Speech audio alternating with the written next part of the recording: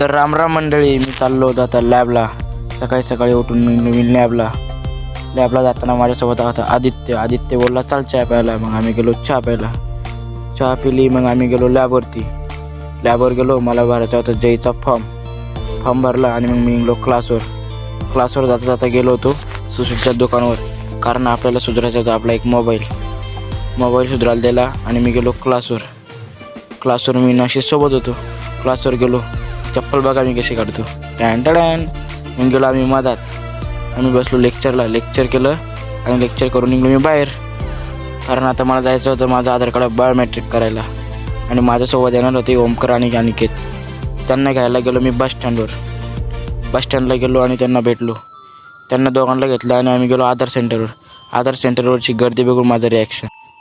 मग आम्ही निर्णय केला ते आपण उद्या करू. मग मी आलो घरी. बाय.